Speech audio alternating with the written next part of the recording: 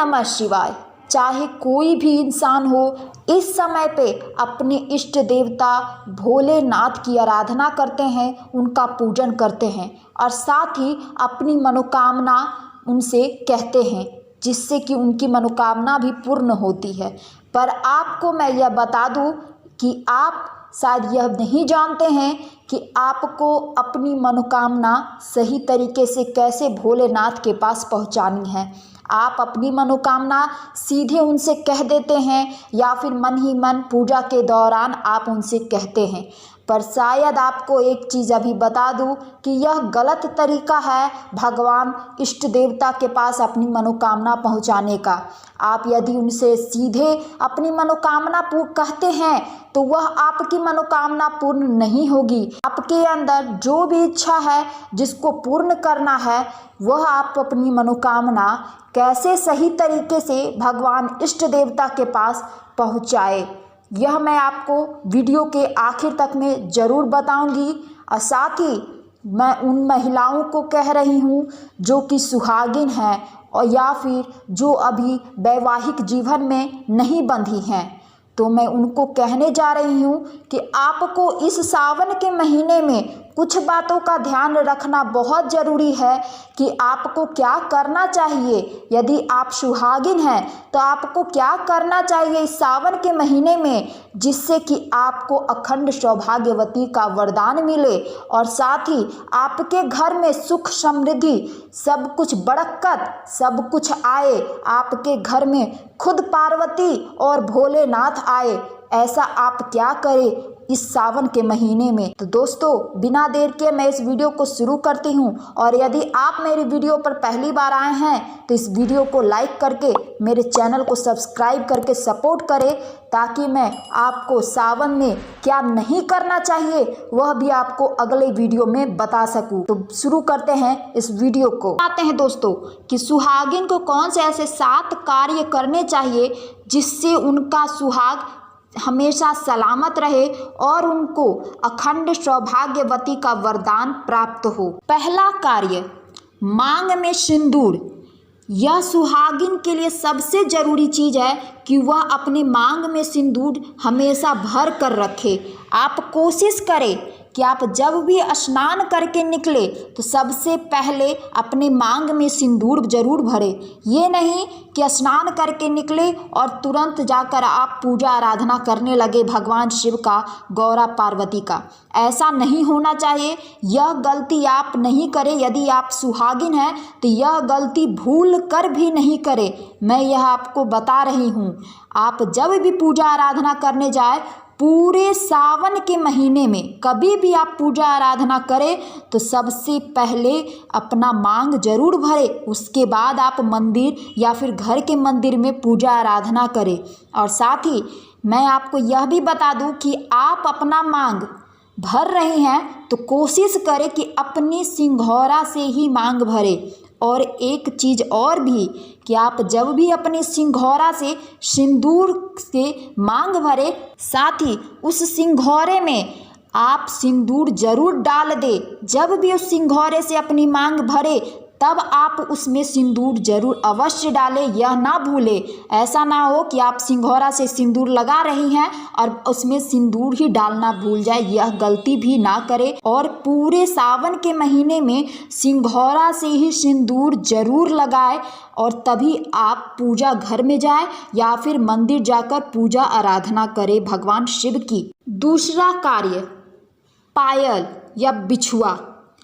यह सबसे ज़रूरी है। किसी भी औरत के 16 श्रृंगार होते हैं, जो कि वह श्रृंगार अपने शादी जब होती है तब वह करती है 16 श्रृंगार। उसके बाद वह नॉर्मल रहने लगती है।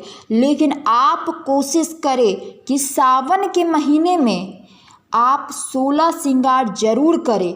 आपके लिए यह वरदान साबित होगा। यदि आप पायल और बिछुआ धारण करती हैं तो आप यह नहीं जानती हैं कि पायल और बिछुआ कितना मायने है एक सुहागिन के लिए। आपके घर में दरिद्रता जो भी है, आपके घर में कष्ट है, आपके घर में कोई तकलीफ़ है, आपके घर में कुछ भी चल रहा हो, यदि आप पायल और बिछुआ धारण करती हैं, खासकर बिछुआ यदि आप धारण करती हैं तो वह आपके घर की दरिद्रता को दूर करता है और साथ ही यह एक सुहागिन की निशानी है। यदि आप बिछुआ पायल हमेशा पहन के रखेंगी तो आपके घर में कभी भी ना दरिद्रता आएगी और ना ही कोई कष्ट होगा। साथ ही आपके पति की उम्र भी बहुत लंबी होगी और आपका सुहाग भी हमेशा अखंड रहेगा। तीसरा कार्य, मंगलसूत्र अवश्य धारण करें। मैं उन महिलाओं को कह रही हूँ जो मंगलसूत्र नहीं पहनती हैं, यह सोचती हैं कि गोल्ड पहनकर मैं बाहर नहीं निकल सकती, कहीं कुछ हो गया तो इसीलिए वह नहीं डालती हैं।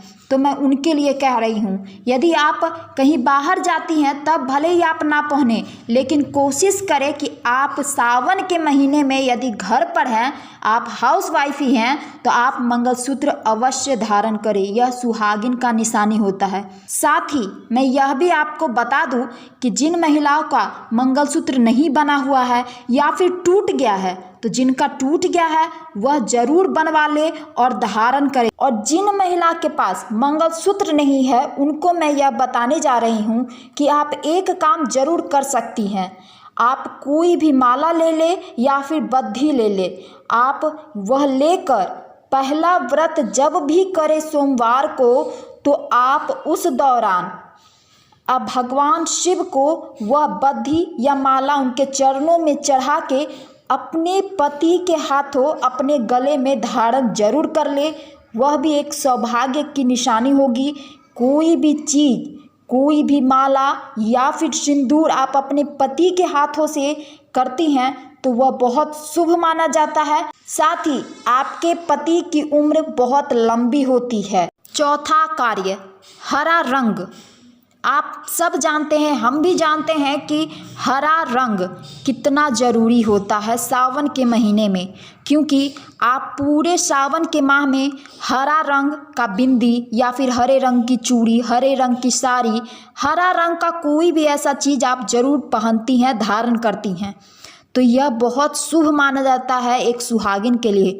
आप कोशिश करें कि आप कम से कम हरा साड़ी नहीं है तो हरा रंग का चूड़ी धारण करके पूरे सावन के माह में ज़रूर रहे, हरे रंग की बिंदी ज़रूर लगाए। आपको यह भी बात का ध्यान रखना है कि आपको सावन के महीने में काला रंग उपयोग नहीं लेना है। आपको काला रंग से दूर रहना है।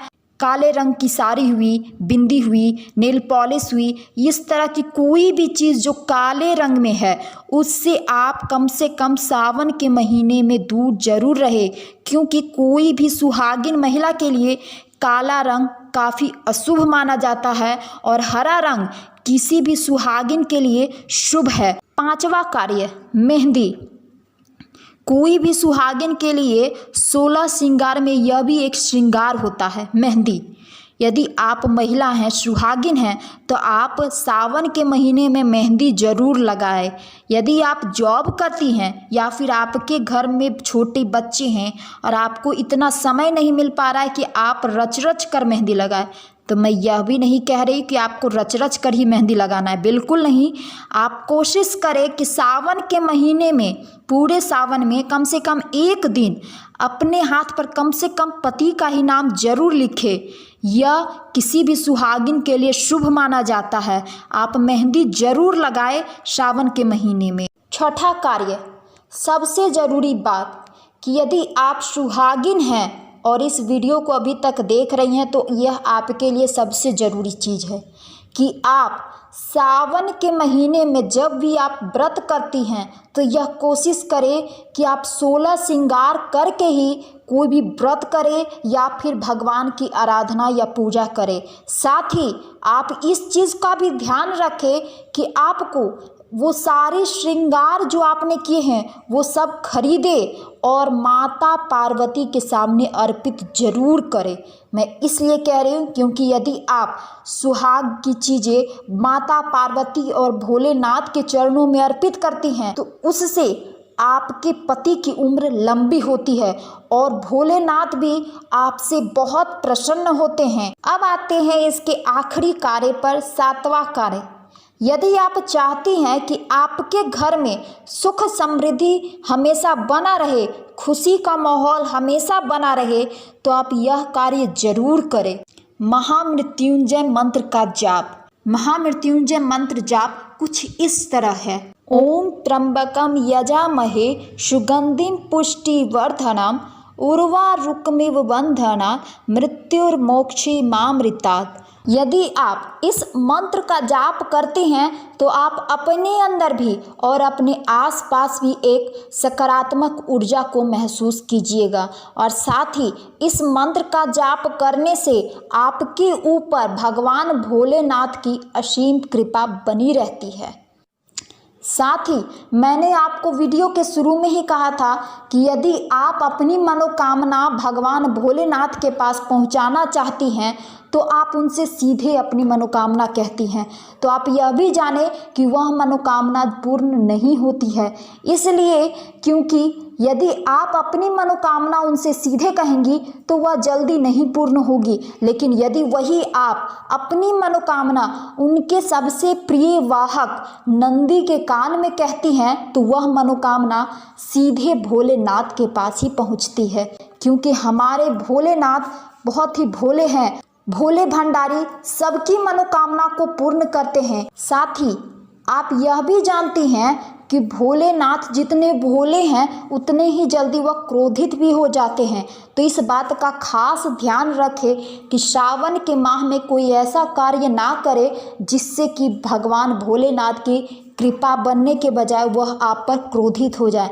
तो यदि आपको वह बातें भी जाननी है तो इस वीडियो को ज़्यादा से ज़्यादा लाइक करें, शेयर करें। भगवान भोलेनाथ को क्या पसंद नहीं है और आपको क्या नहीं करना चाहिए सावन के माह में, यह यदि आपको जाननी है तो मुझे कमेंट करके बताएं, तो मैं उस पर भी आपको बहुत जल्दी एक वीडियो बनाकर दे दूंगी। और दोस्तों, यदि आपको मेरी यह वीडियो अच्छी लगी है तो इस वीडियो को लाइक करें, शेयर करें, कमेंट करें, और मेरे चैनल पर नए हैं तो सब्सक्राइब करना तो बिल्कुल ना भूलें। दोस्तों, मुझे सपोर्ट करें। मिलते हैं अगले नेक्स्ट वीडियो में। Good bye.